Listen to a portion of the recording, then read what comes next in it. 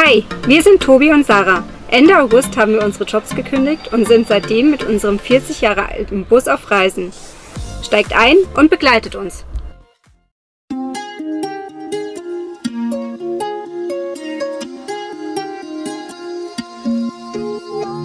Während die Sarah das Frühstück gemacht hat, war ich hier draußen und habe schon mal ein bisschen gefilmt und Fotos gemacht.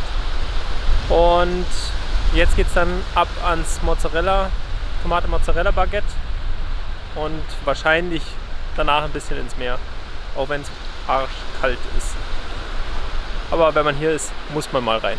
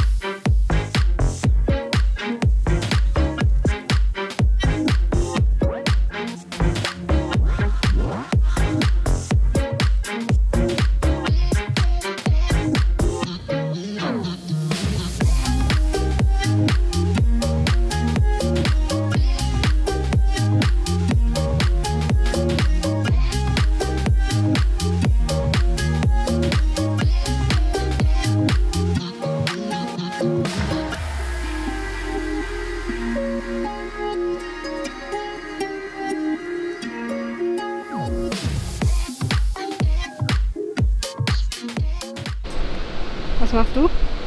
Ich gehe jetzt Schlammrutschen. Viel Spaß. Angeblich ist es hier super rutschig und das probiere ich jetzt aus.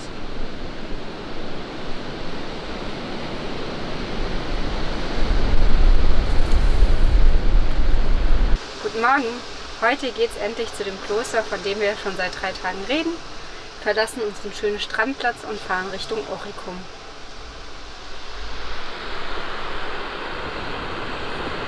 Und das will sie wirklich verlassen.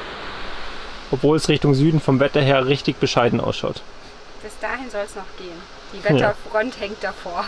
Ja, Gott sei Dank. Ich weiß nicht, ob ich den als vorwarnen will. Achso, ich frage mich nicht voraus.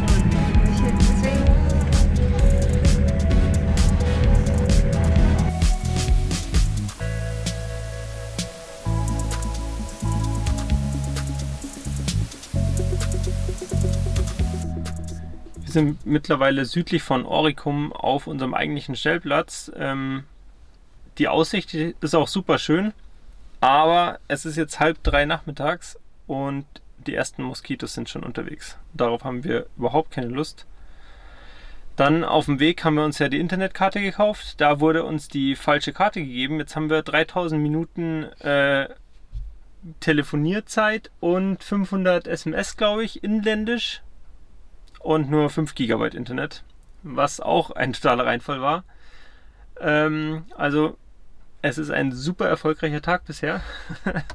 Wir werden jetzt wahrscheinlich zurück Richtung Strand fahren, der übrigens auch komplett zugebaut ist hier unten. Auf der ganzen Strecke, wir haben es uns richtig schön vorgestellt, die schönen Strände sind im Süden von Albanien, aber es ist alles zugebaut, was überhaupt nicht unseres ist.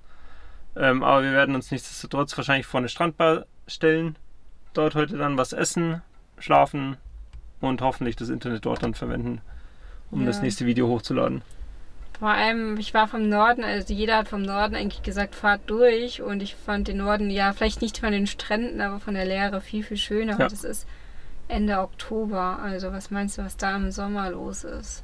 Es muss wie an der Adria sein, wie in Italien. Von Parkplätzen her, Hotel an Hotel, Strandbar an Strandbar.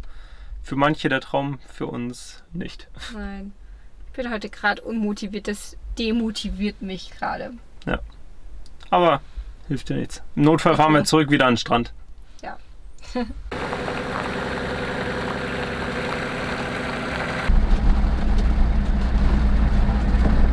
Eigentlich wollte die Sarah jetzt gerade ins Wasser gehen, aber ihr ist eingefallen, beziehungsweise draußen musste sie auf mich warten. Und jetzt ist es ja zu kalt zum Schwimmen. Ich finde, du solltest ausführen, warum ich warten sollte. Okay, ich musste aufs Klo. Und sie musste den Van verlassen. Drückt mir die Daumen.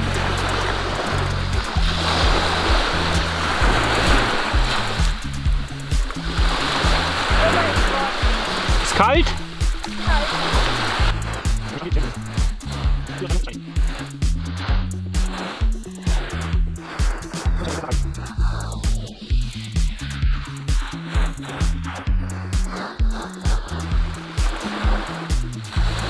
Und das hier ist unser treuer Begleiter an dem Strand. Ein super süßer junger Rüde. So wie es ausschaut, leben hier auch seine Geschwister. Einer mit einem braunen und blauen Auge. Schaut richtig krass aus. Wir fahren heute weiter in die Mitte Albaniens, also ins Hinterland ein bisschen. Wir wollen zu Berat, die Stadt der 1000 Fenster.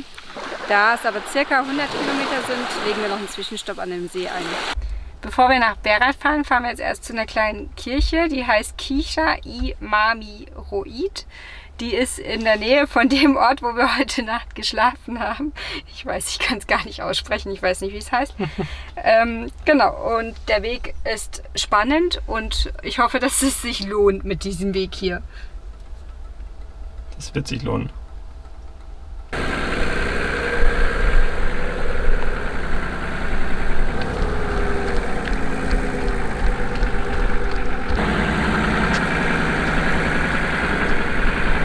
Ist das überhaupt der Weg? Ja, wird schon sein, oder? Ja. Auf jeden Fall. Ah! Oh, das stachelt ja echt. Das ist mies. Ah! Das ist nicht der Weg. Nee, es ist nicht der Weg dahin. Also hier sind super viele Mücken, aber es lohnt sich. Die Burg, Die Kirche. ist von der Bauweise her vor dem 8. Jahrhundert entstanden, aber mehr Informationen finden wir leider nicht zu der. Auf der Infotafel ist vermerkt, dass die Kirche das erste Mal 1307 erwähnt wurde historisch und ein österreichischer Archäologe hat die Kirche 1904 fast vollständig zerstört gefunden und herausgefunden, dass Steine verwendet wurden aus der historischen Stätte bei Orig. Auch wenn jetzt hier keiner ist, es gibt Öffnungszeiten, Sommer- und Winterzeit und genau, hier auf der Infotafel haben wir sie vermerkt gefunden. Der Schlüssel steckt. Mal schauen, ob es auf ist.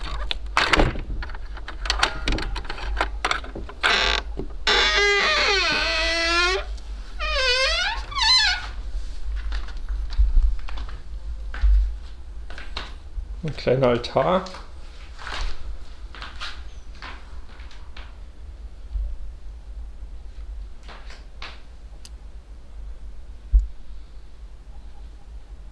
Das ist der komplette Gegensatz zu unseren pompösen Kirchen in Europa, ja. In Deutschland oder Italien. Ja. Das habe ich gar nicht gesehen.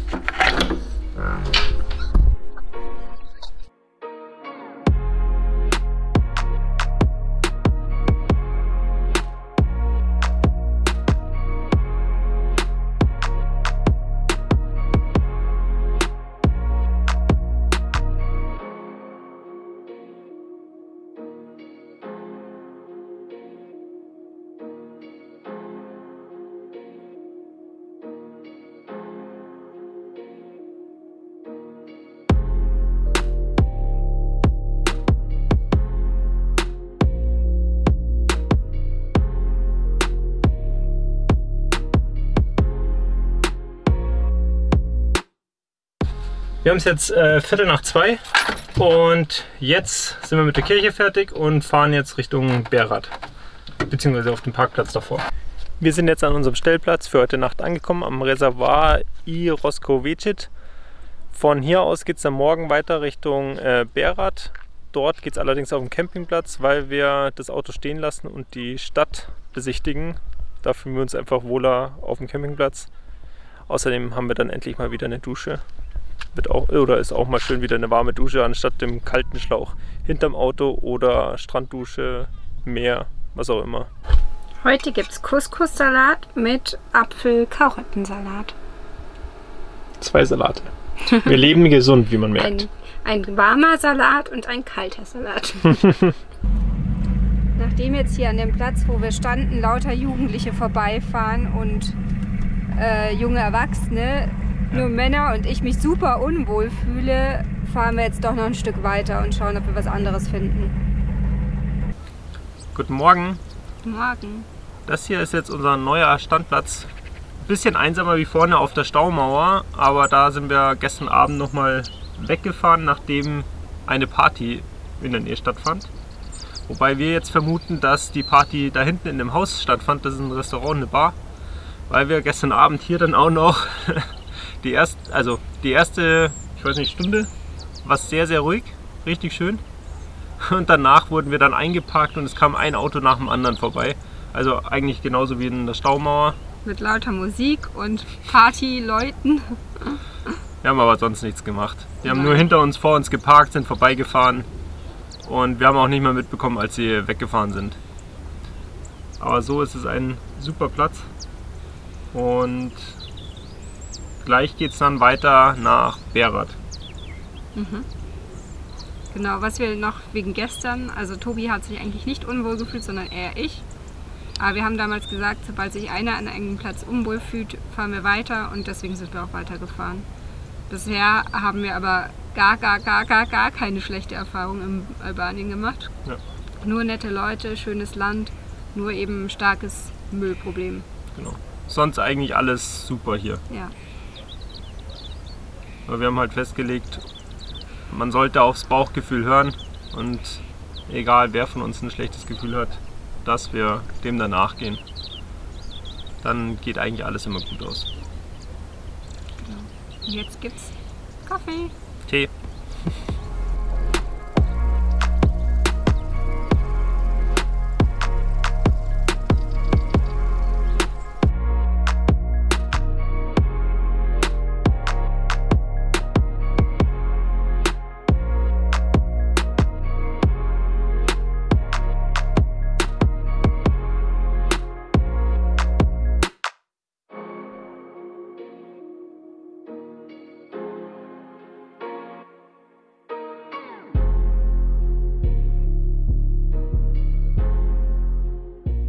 Das ist übrigens die Hauptstraße.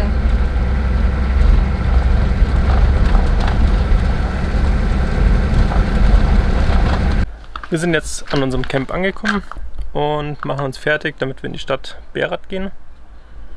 Die Burg werden wir dann morgen besichtigen. Also wir belesen uns gerade zur Stadt Berat. Der Fluss, oder sie liegt am Fluss Osum. Und nach eigenen Angaben im Jahr 2004 hatten sie 64.473 Einwohner. Gemäß der Volkszählung 2011 waren es aber 36.496. Dezent verzählt, würde ich sagen. Genau, und es zählt als UNESCO-Welterbe.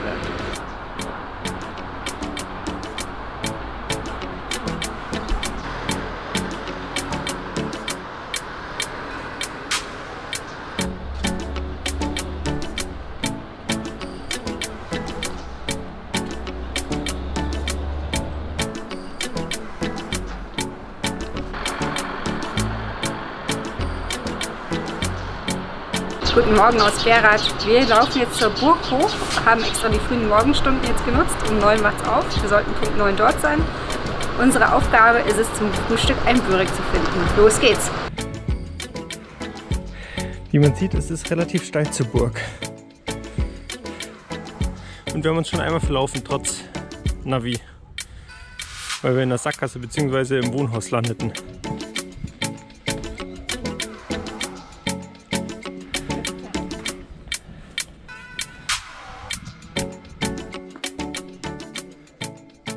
Wir sind jetzt an der Burg angekommen und wir hatten keinen Börek, weil ich der Meinung war, es kommt noch eine zweite Bäckerei. Es kam aber keine auf unserem Weg und wir hoffen, wir finden den Weg zurück, wenn wir wieder zum Platz gehen, zum Auto, damit wir auf dem Rückweg zumindest was essen können. könnte schwierig werden, weil alles ist verwinkelt. Teilweise enden die kleinen Gässchen in Sackgassen. Ja. Da hatten wir jetzt ganz viel Spaß. Wir haben ungefähr eine halbe Stunde hochgebraucht von unserem Campingplatz. Aber es hat sich gelohnt, was hier von den Häuschen bisher zu sehen ist.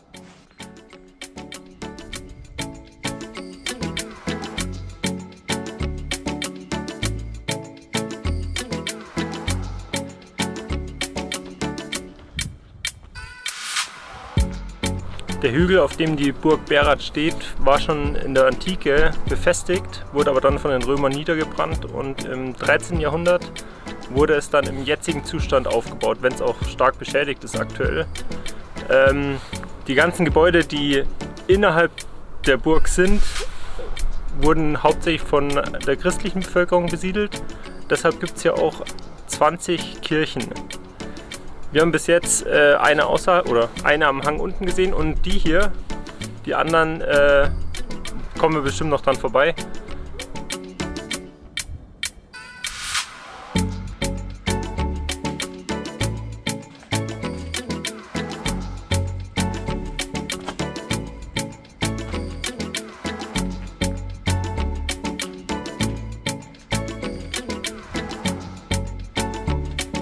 Hinter mir ist die Rote Moschee, beziehungsweise das, was noch übrig ist. Die Sarah hat mir davor angekündigt, dass es die schönste Sehenswürdigkeit hier drin ist in der Burg.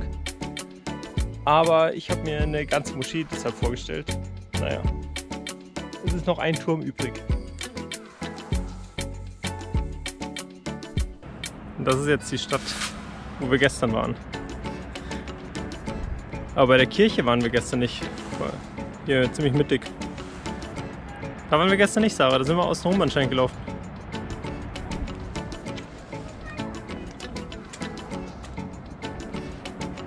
Wir waren erfolgreich, beziehungsweise teils erfolgreich. Die Sarah hat jetzt einen Börek mit Schafskäse und ich habe stattdessen nur Pizza. Wird aber trotzdem schmecken. Zudem haben wir ein Brot und noch Gemüse gekauft und insgesamt knapp über 400 Lek ausgegeben. Was ungefähr 3,50 € sind, was denke ich ganz okay ist. Ja, mehr als ganz okay.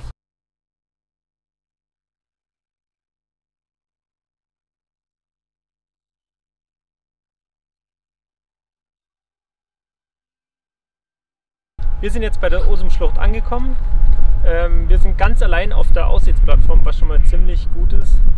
Und die Schlucht ist maximal bis zu 80 Meter tief und in etwa 4,5 Kilometer lang. Nein, nein, Tobi. Die Osum-Schlucht ist 13 Kilometer lang, nicht 4,5.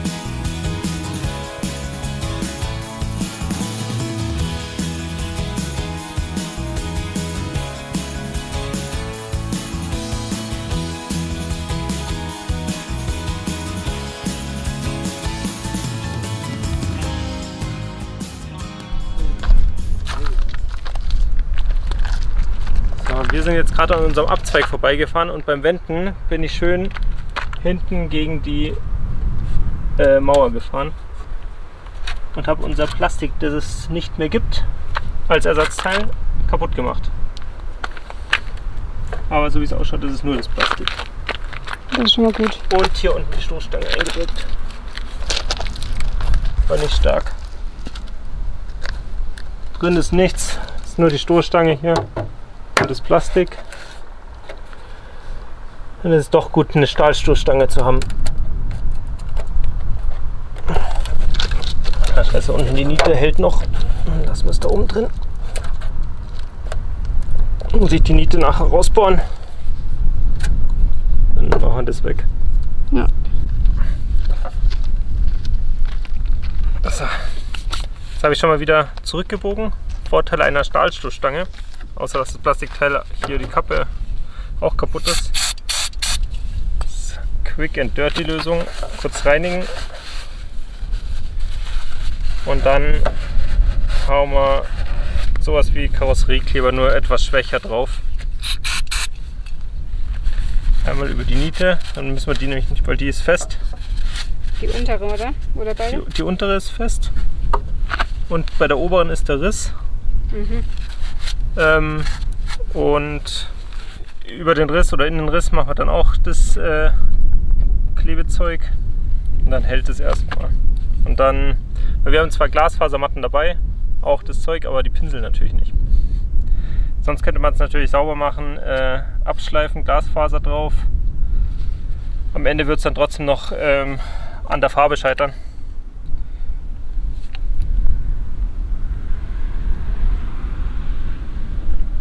Boah.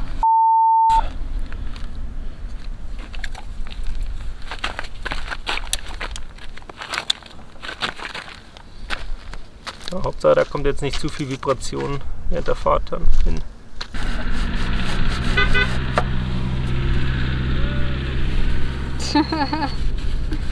Und während der Arbeit wird man von den Albanern, die vorbeifahren, gegrüßt. Ich weiß, zu Hause wird es anders ausschauen, wahrscheinlich ein bisschen sauberer die Lösung, aber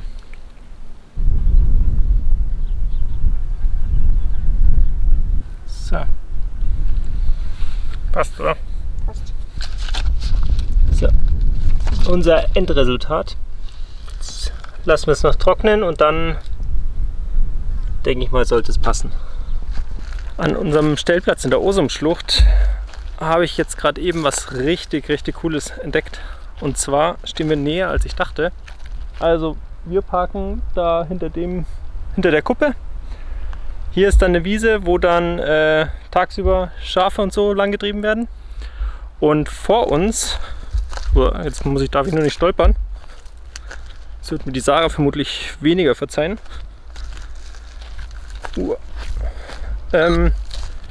Vor uns ist nämlich die Schlucht, und zwar näher als man denkt. Das zeige ich euch jetzt mal. Weil hier geht es dann ohne Absperrung direkt runter.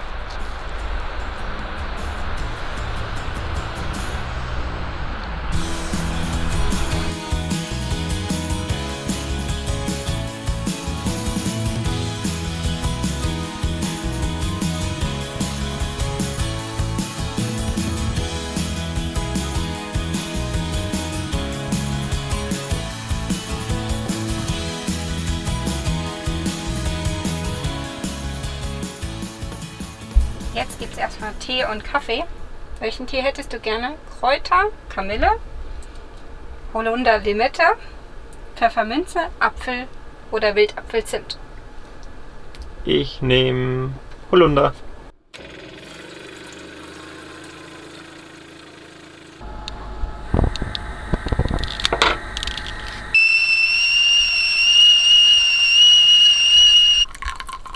So.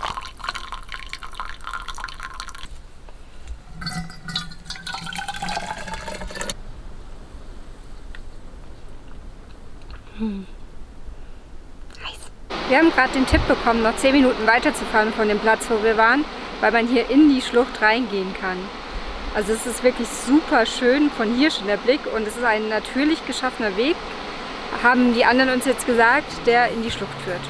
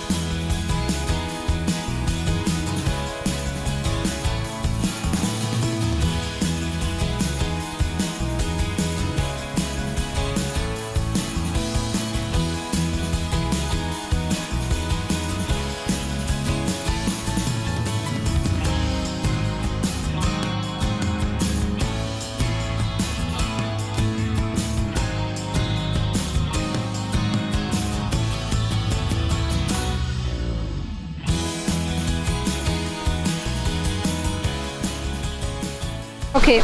Wenn du jetzt wissen willst, wie es bei uns weitergeht, dann begleite uns auf unserer Reise und abonniere den Kanal.